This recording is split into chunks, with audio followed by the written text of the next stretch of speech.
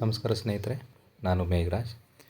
ಸ್ನೇಹಿತರೆ, ಹಲವಾರು ಯೂಟ್ಯೂಬ್ ಚಾನಲ್ಗಳಲ್ಲಿ ಏನು ಮಾಡ್ತಾಯಿದ್ದಾರೆ, ರಿಸಲ್ಟು ಮುಂದಿನ ವಾರ ಬಿಡುತ್ತೆ, ಅದರ ನೆಕ್ಸ್ಟ್ ವಾರ ಬಿಡುತ್ತೆ, ಅಥವಾ ಡಿಸೆಂಬರ್ ಎಂಡಲ್ಲಿ ಬಿಡುತ್ತೆ, ಜನವರಿ ಫಸ್ಟ್ ವೀಕಲ್ಲಿ ಬಿಡ್ತಾರೆ ಅನ್ನೋ ಥರ ಒಂದು ಡಿಸ್ಕಷನ್ಗಳು ತುಂಬ ನಡೀತಾ ಇದ್ದಾವೆ.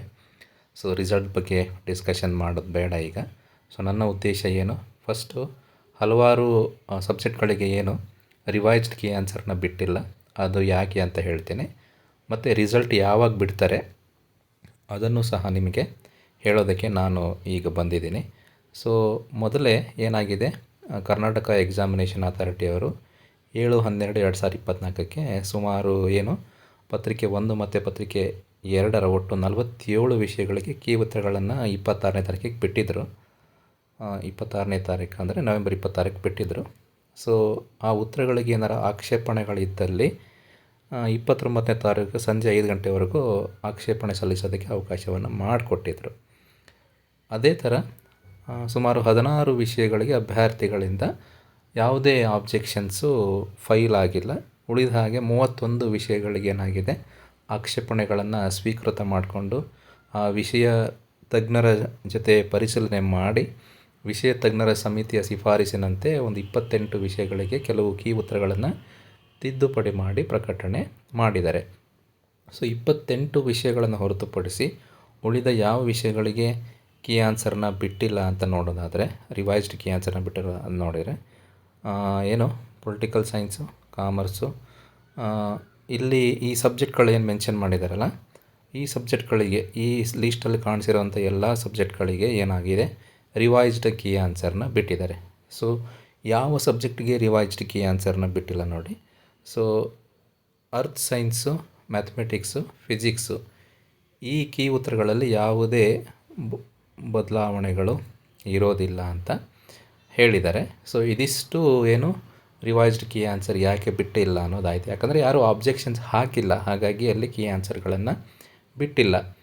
ರಿಸಲ್ಟ್ ವಿಚಾರ ಮಾತಾಡೋದಾದರೆ, ಸೊ ರಿಸಲ್ಟ್ ಬಗ್ಗೆ ತಮಗೆಲ್ರಿಗೂ ಕುತೂಹಲ ಇದೆ.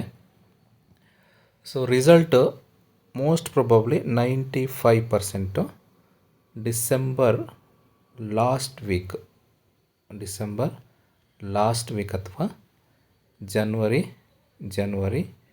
ಮೊದಲ ವಾರದಲ್ಲಿ ಬಿಡ್ಬೋದು ಅಂತ ನನ್ನ ಒಂದು ಪ್ರಿಡಿಕ್ಷನ್. ಯಾಕಂದರೆ ಈ ಕೀ ಆನ್ಸರ್ಗಳನ್ನು ರಿಲೀಸ್ ಮಾಡಿರೋವಂಥದ್ದನ್ನು ನೋಡಿದರೆ ಏನಾಗಿತ್ತು, ಕೀ ಆನ್ಸರ್ಗಳನ್ನು 26ನೇ ತಾರೀಕಿಗೆ ಕೀ ಆನ್ಸರ್ ಬಿಟ್ಟಿದ್ದಾರೆ, 7ನೇ ತಾರೀಕಿಗೆ ರಿವೈಸ್ಡ್ ಬಿಟ್ಟಿದ್ದಾರೆ. ಅಂದರೆ ಸೊ ಎಷ್ಟು ಆಲ್ಮೋಸ್ಟ್ ಒಂದು 11-12 ಡೇಸಲ್ಲಿ, ಅಂದರೆ ಇನ್ನೊಂದು 15 ಡೇಸ್ ಅಂತ ಕೌಂಟ್ ಮಾಡಿದ್ರು.